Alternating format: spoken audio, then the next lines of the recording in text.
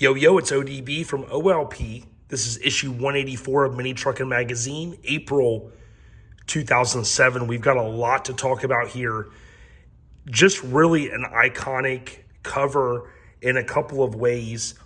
One of my favorite things about it is the old school's back, right? So you got that awesome font, great color, and we talk about a Chevy, retro Chevy Love, rather. This issue has Lucas's 76 Chevy Love on the cover. The truck, I always remember it as the license plate One Low Love.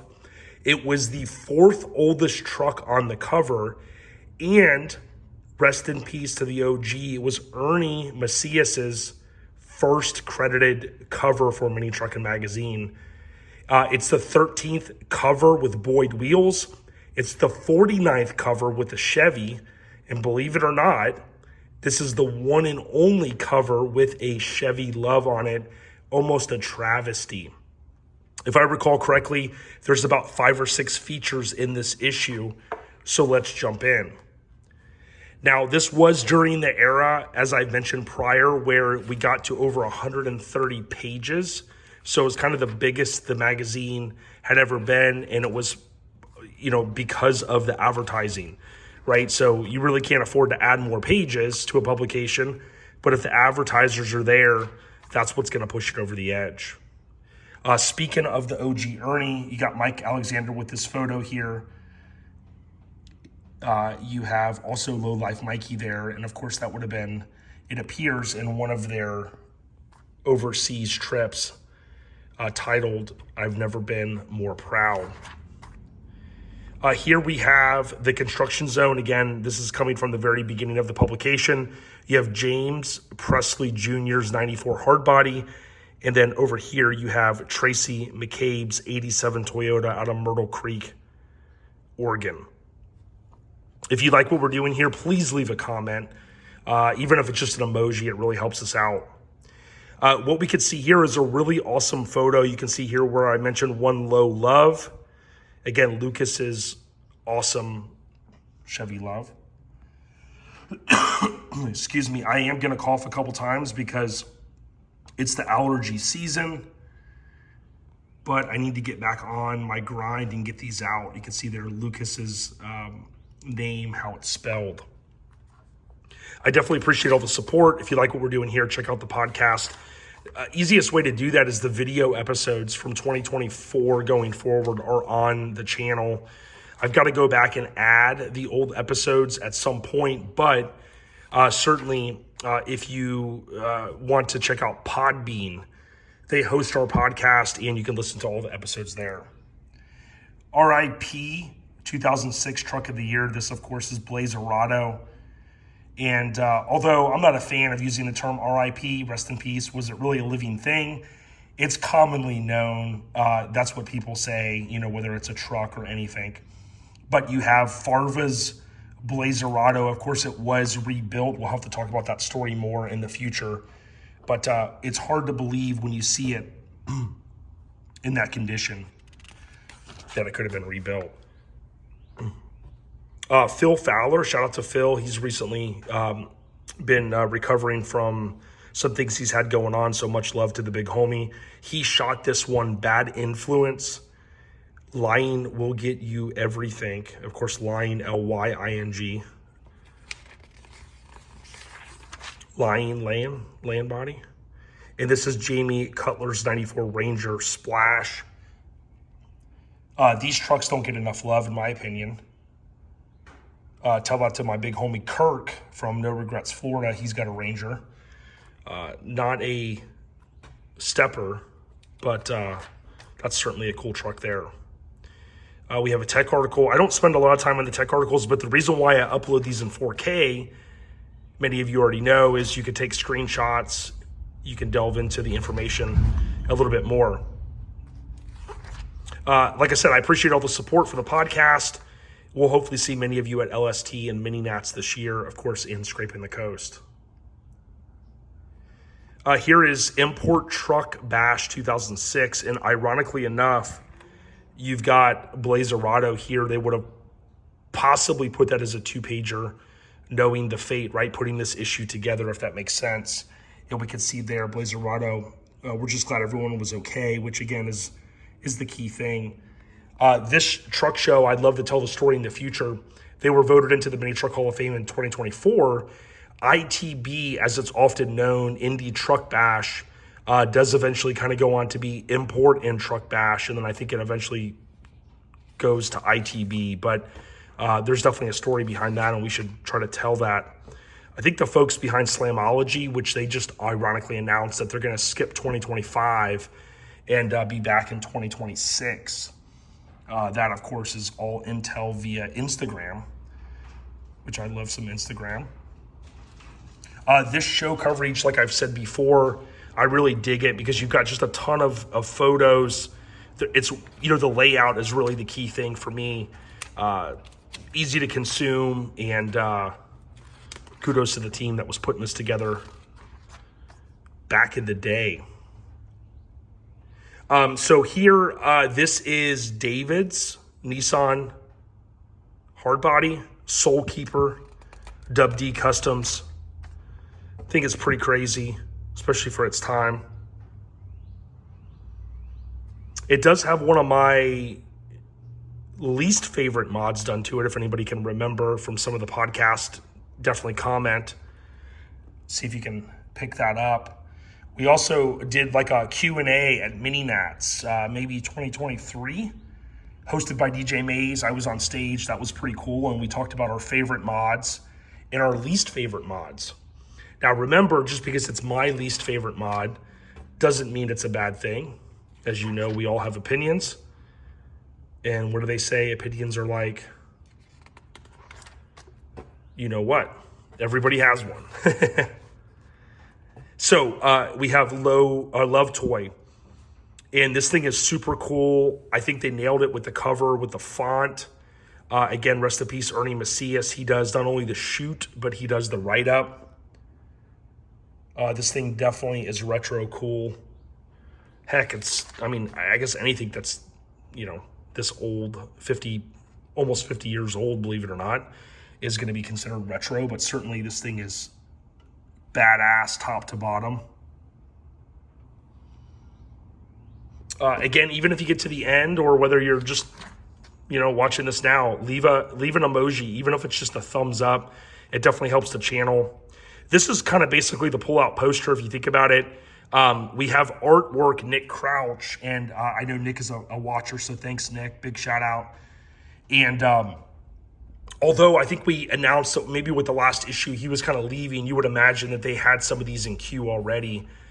So Nick could chime in with potentially kind of anything he may have done here, but certainly we see the film strip there, which I always dug that, and then he may have even done some stuff here, removing things on the background and whatnot. These would have been easy to move those staples, and many of you have chimed in, man, I had such and such on the wall. I remember that, the good old days, and I certainly concur. You got the police.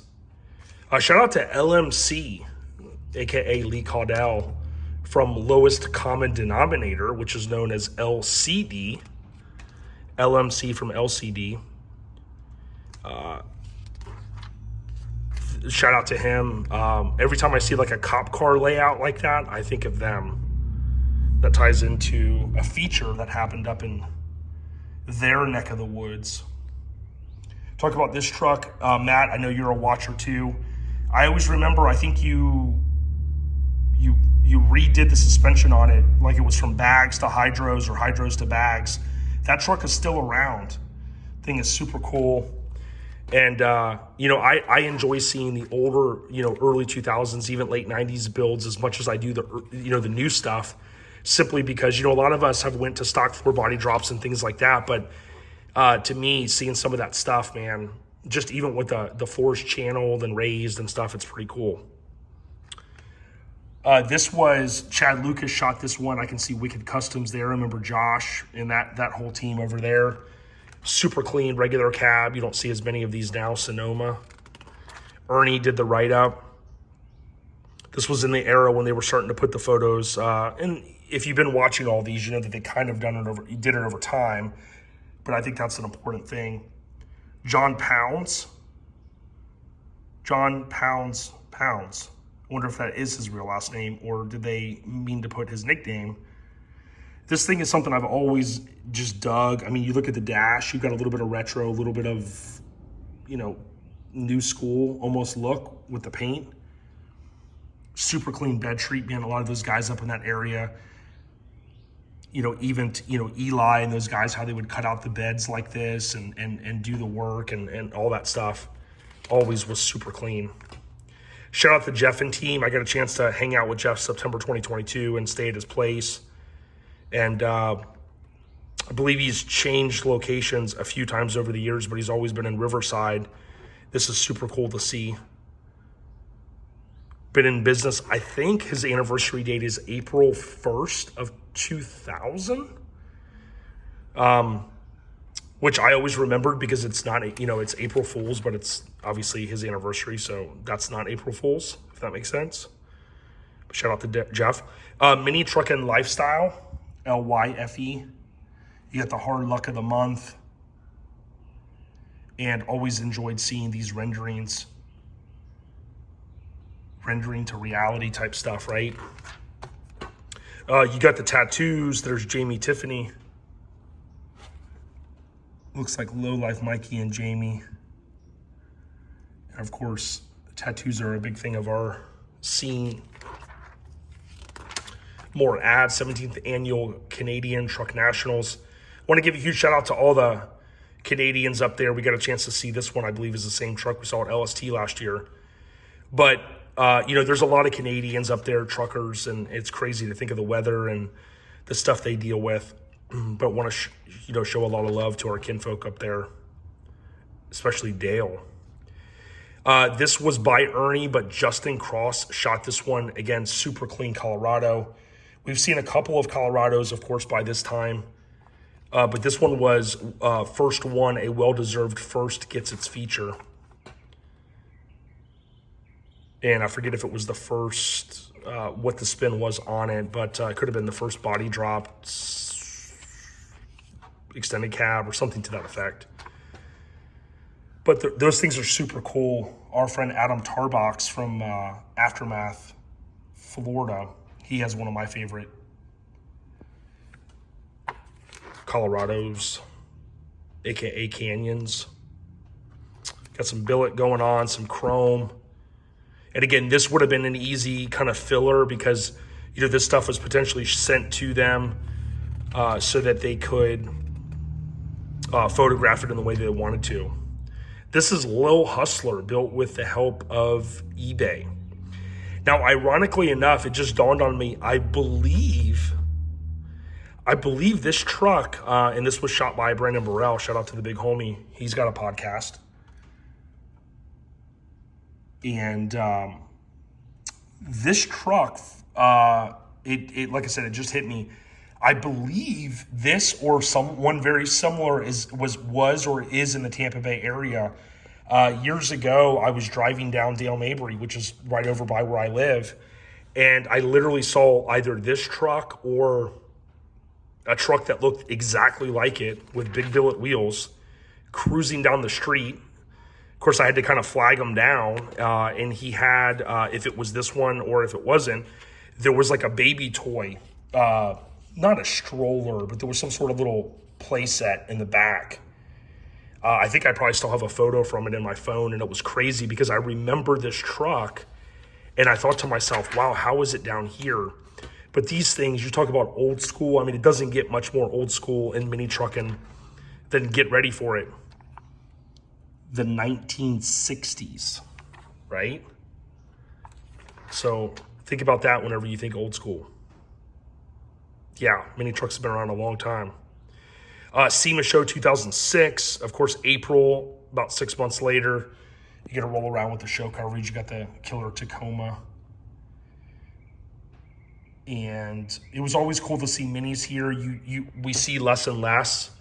Although, kind of with the revival of minis, it's been pretty cool to see a few here and there.